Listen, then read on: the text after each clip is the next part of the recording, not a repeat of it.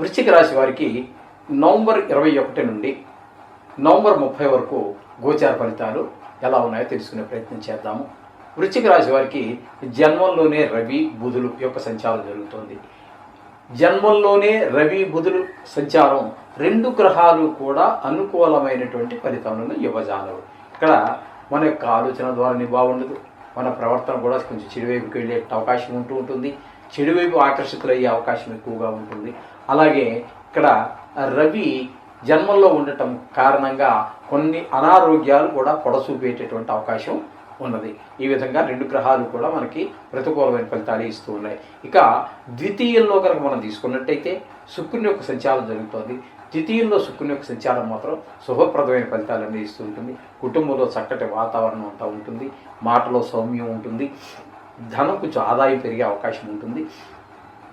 ఈ విధంగా లలిత కళల్లో ఉన్న వాళ్ళకి, టీవీ రంగంలో ఉన్న వాళ్ళకి, సినిమా రంగంలో ఉన్నటువంటి వాళ్ళకి అనుకూలమైన పరిస్థితులన్నీ కూడా మనకి శుక్ర భగవానుడు ఈ వృశ్చిక రాశి వారికి కలగజేస్తూ ఉన్నారు. అలాగే ఈ వృశ్చిక రాశి వారికి అర్ధాష్టమ శని నడుస్తున్నట్టుగా మనం చెప్పుకోవాలి. ఎందుకంటే 4వ స్థానంలో శని యొక్క సంచారం జరుగుతోంది కాబట్టి అర్ధాష్టమ శని అంటే దాన్ని కంటక శని అంటారు. కంటకం అంటే ముళ్ళు, అది ముళ్ళు గుచ్చుకున్నట్టుగా గుచ్చుకుంటూ ఉంటుంది.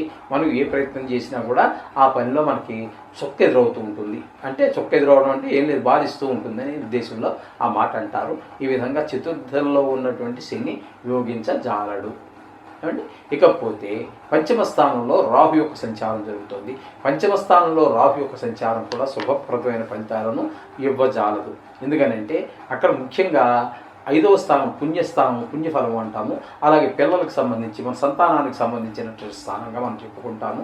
అందుచేత ఇక్కడ పిల్లలకు చదువుల మీద కంటే ఆటల మీద ఎక్కువ శ్రద్ధ పెడుతూ ఉంటారు. చదువులో వెనకబాటుతనం కనిపిస్తూ ఉంటుంది. పక్క పిల్లలతో గొడవలు తెచ్చుకోవటం అట్లాంటివన్నీ ఉంటూ ఉంటాయి. అంతేకాకుండా పిల్లలకు తిరిగి ఈ రాహు కారకత్వాల్లో మనం చెప్పుకోవాలి కాబట్టి కాస్త విష క్రిమి కీటకాదుల వల్ల కూడా కొంచెం దోమలు కావచ్చు, కొంతమంది చెడు మనుషులు కావచ్చు, లేదా తేళ్ళు జరులు ఇట్లాంటి వాటి వల్ల కూడా కావచ్చు. ఏదైనా మొత్తం మీద క్రిమి కీటవాద విషకి సంబంధమైనటువంటి కీటకాదుల వల్ల కొన్ని ఇబ్బందులు కలిగే అవకాశం మనకు రాహు వల్ల కనిపిస్తూ ఉన్నది. అలాగే షష్టమంలో గురు యొక్క సంచారంగా మనం చెప్పుకోవాలి. ఎందుకని అంటే ఆయన నిజానికి ఉన్నది 7వ స్థానంలో, కానీ అక్కడ మీకు రెట్రాగ్రేషన్ అంటే మనకి వ్యతిరేక దిశలో ప్రయాణం చేస్తూ ఉన్నారు కాబట్టి ఆయన మనకి 6వ స్థాన ఫలితాన్ని చెప్పుకోవాలి. 6వ స్థానంలో ఉన్నప్పుడు మనకి గురువు శుభ ఫలితములను అయితే ఇవ్వజాలడండి. కొంచెం రుణాలు అవి చేసేవలసిన అవకాశం ఉంటుంది, రాబడి తగ్గేటటువంటి అవకాశం ఉంటుంది. అలాగే మనకి 6వ స్థానం కాబట్టి కొంచెము గొడవలు అవి జరిగేటువంటి అవకాశం, రోగ అంటే గొడవలు అంటే ఇప్పుడు మామూలు గొడవలే కాకుండా మనకు కోర్టు వ్యవహారాలు అలాంటివి ఏమైనా ఉన్నట్టయితే కూడా కొంచెం మనకి వ్యతిరేకంగా వచ్చేటువంటి అవకాశం కూడా మనకి గురువు 6వ స్థాన సంచారం వల్ల కనబడుతూ ఉన్నది. అలాగే మనకి ఇక్కడ భాగ్యస్థానంలో కుజుని యొక్క సంచారం, అది కూడా శుభ ఫలితాలు ఇవ్వదండి. భాగ్యస్థానంలో కుజుని యొక్క సంచారం మనకి చెప్పాలి అంటే మనకి ఉన్నటువంటి గృహ వాహన ఇత్యాది సౌఖ్యాలన్నీ కూడా మనకు ఉన్నాయి, కానీ మన అనుభవంలోకి రావు. అవి ఈ విధంగా అడ్డుపడుతూ ఉంటాడు కుజుడు. అలాగే రియల్ ఎస్టేట్ వ్యాపారస్తులు ఎవరైనా ఉన్నట్టయితే వాళ్ళకి కుజుని యొక్క అనుగ్రహం లేదు కాబట్టి వారు కూడా ఈ రియల్ ఎస్టేట్ రంగంలో ఉన్నటువంటి వారికి కూడా కొంచెం అంత అనుకూలమైన ఫలితాలను ఇవ్వజాలడు ఆయన.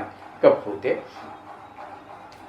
ఏకాదశ స్థానంలో ఉన్నటువంటి కేతువు మాత్రం మీకు మంచి శుభ ఫలితాలన్నీ ఇస్తూ ఉన్నారు. ఆయన శత్రు భయం అయితే ఉండదు, మనోవిచారం ఉండదు.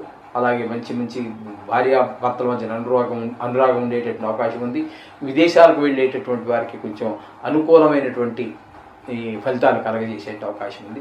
మొత్తం మీద ఇక్కడ మనం చెప్పుకోవలసి వస్తే వృశ్చిక రాశి వారికి శుక్రుడు కేతువు రెండు గ్రహాలు మాత్రం అనుకూలంగా ఉన్నాయి, మిగతా గ్రహాలు కొంచెం ప్రతికూలంగా ఉన్నాయని చెప్పుకోవాలి.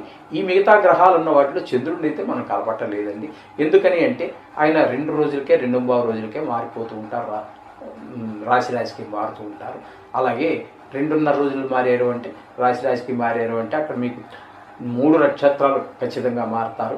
దేని ఫలితం దానికే ఉంటుంది. మనం చెప్పుకోవాల్సి వస్తే ఆ చంద్రుడి ఫలితాలు చెప్పుకోవడానికే మనకున్న సమయం అంతా చాలదండి. అందుచేత ఇక్కడ మనం ఆ చంద్రుడిని కలపకుండా నవగ్రహాలలో 8 గ్రహాల గురించి మనం చెప్పుకోవడం జరుగుతుంది. ఈ విధమైన ఫలితాలన్నీ వస్తూ ఉన్నాయి. అయితే ఏం కంగారు పడక్కర్లేదండి. 2 గ్రహాలు మాత్రమే అనుకూలంగా ఉన్నాయి, మిగతా గ్రహాలు ప్రతికూలంగా ఉన్నాయి. కంగారు పడాల్సిన పని లేదండి. మనకి ఇవి ప్రతికూలంగా ఉన్నాయని చెప్పిన వారే వాటిని శాంతపరచుకోవడానికి ఏం చేయాలి అనేటటువంటిది పరాశరాది మహాములందరూ కూడా మనకు తెలియజేశారు. అవి చేయండి. వాటిని ఆ గ్రహాలను కూడా ఆ వారి యొక్క ప్రతికూలంగా ఉన్న గ్రహాల యొక్క ఆగ్రహాన్ని పోగొట్టి అనుగ్రహం సంపాదించుకునే విధానం వారే తెలియజేశారు. ఆ విధంగా శ్లోకాలు మరోటో గోచార ఫలితాలు ఇవి చేత చాలా తక్కువ పెరిగి ఉంటూ ఉంటాయి. అందు గురించి కంగారు పడక్కర్లేదు. జాతకంలో ఉన్నటువంటి దోషాలకైతే పెద్ద పరిహారాలు ఉంటాయి. చేత ఈ విధమైనటువంటి నవగ్రహాలకు సంబంధించి మీరు బీజాక్షరాలు కానీ వేద మంత్రాలు కానీ, వేద మంత్రాలు రావడం అంటే ఓన్లీ ఆ వేదం నేర్చుకున్న వాడికి లేకపోతే ఆ వృత్తిలో ఉన్న వాళ్ళకి మాత్రమే వచ్చే అవకాశం ఎక్కువగా ఉంటుంది. 1-2 ఉండవచ్చు బయట, కానీ ఎక్కువగా బీజాక్షరాలు కానీ స్తోత్రాలు కానీ ఇవి చదువుకోండి. ఇకపోతే ముఖ్యంగా కార్తీక మాసం కాబట్టి ఆయన ఘటన సమర్థుడు కాబట్టి ఇవన్నీ కూడా ఆయన యొక్క కనుసన్నల్లోనే నడుస్తూ ఉంటాయి. కాబట్టి ఈశ్వరుడికి అభిషేకం చేసుకోవడం అనేటటువంటిది కార్తీక మాసంలో చాలా చాలా చాలా చాలా ప్రయోజనకరమైనటువంటిది. నవగ్రహాల యొక్క ప్రభావాన్ని కూడా తగ్గిస్తాయి. అందులో ఎటువంటి సందేహం అక్కర్లేదు. ఎత్తేగే జీర్ణ ఆలయాలు ఉంటాయి. కొంతమంది భక్తి కొద్దీ, వాళ్ళ శక్తి కొద్దీ ఏదో దేవుడు కల్లో కనిపించి ఏదో చెప్పాడు, వాళ్ళ భక్తిని ప్రదర్శించుకోవడానికి, దేవుడి మీద వాళ్ళు ఉన్నటువంటి భక్తిని చాటుకోవడానికి చిన్న గుడి తన శక్తికి మించే కడతాడు. కానీ దాన్ని మెయింటైన్ చేయడం చాలా ఇబ్బందితో బాధలు పడుతూ ఉంటారు. అటువంటి గుళ్ళకి మీరు ఏదో మీకు తోచిన సాయం, మీకు అప్పు చేసి ఎక్కర్లేదండి. మీకున్న దానిలో కొంత భాగాన్ని దేవుడికి సమర్పించుకోండి. ఆ విధంగా ఒకరు నూనె ఇవ్వండి. అంటే మరీ పేదవాళ్ళం అయితే ఒక 200 రూపాయలు 300 రూపాయలు నూనెకి ఇవ్వగలం కదండి, రోజు దీపం పెట్టడానికి మన గోత్రనామాలతో చెప్తే. ఆ విధంగా అక్కడ మీరు ఒక 300-400 ఇచ్చి ఆ నెలకు సరిపడి నూనె పట్టుకెళ్ళి మీరు ఇచ్చేది డబ్బులు ఇవ్వద్దంటున్నారు ఈ మధ్యన. కాబట్టి నూనె పట్టుకెళ్ళి ఒకళ్ళు అగరత్తులు ఇవ్వండి. ఆ నెలకు సరిపడా ప్రతి నెల 1వ తారీఖు పట్టుకెళ్ళి ఇవ్వండి. మీ జీతం వచ్చాక ఇవ్వండి. లేకపోతే అట్లాగే ఒకళ్ళు కర్పూరం ఇవ్వండి. ఒకటి పువ్వులని ఖర్చుని పెట్టుకుంటాను. 1 గంట కేటాయించి స్నానం చేసి గుడికి వెళ్ళి అక్కడ కూడా చీపురు పెట్టి ఊడ్చి కల్లాపి జల్లి ముగ్గు పెట్టి వాళ్ళ భక్తిని చాటుకుంటున్నారండి. మనకున్న దానిలో దేవుడికి సమర్పించి మనం తిందాము. ఆ విధంగా చేయండి. మీకు అత్యుత్తమ గతులు, మోక్షానికి కూడా ఏదో నవగ్రహ దోషాల నుంచి బయటపడటము, ఈ చిన్న ఈతి బాధ నుంచి బయటపడటము, ఇవన్నీ ఈతి బాధలండి. ఇవన్నీ ఈ జన్మ వరకే. రేపు ఏదో జన్మ ఎత్తాం. ఇప్పుడు ఆ గేదెకి ఉంది, అక్కడ బర్రె ఉంది, దానికి ఎవడు జాతకం చూస్తున్నాడు? దాని జాతకం ఎవడు రాశాడు? అది ఎప్పుడు పుట్టిందో తెలుసు. అయినా రాయడం నా దగ్గర రాడు. మరొక జ్యోతిషు దగ్గరికి వెళ్ళడు. దాని పరిస్థితి ఏంటంటారు? ఎంతమంది పిల్లలు ఎవడు అడగడండి. ఇవన్నీ ఎవరికి లేవు. ఇవన్నీ మానవులకు మనకే ఉన్నాయి. మన జన్మను సార్థకం చేసుకోండి. ఇటువంటి గుళ్ళకి సహాయపడండి. అంతా డబ్బులతోటే అనుకోవద్దండి. డబ్బులు అనేటటువంటిది ఒక చిన్న భాగం, అంత మాత్రమే. కాబట్టి మీకు తోచినటువంటి సహాయం చేయండి. అక్కడ మీ సేవ చేయండి.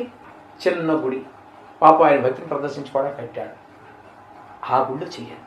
మీ జన్మ ధన్యమైపోతుంది. ఇందులో ఖచ్చితంగా నా మాట వినండి. అలాంటి గుళ్ళు చేస్తే మీకు ఈతి బాధలు, ఈ జన్మకి సంబంధించిన ఈతి బాధలే కాదండి, మోక్షానికి కూడా దారి. ఆ దారిలోనే ప్రదర్శించండి.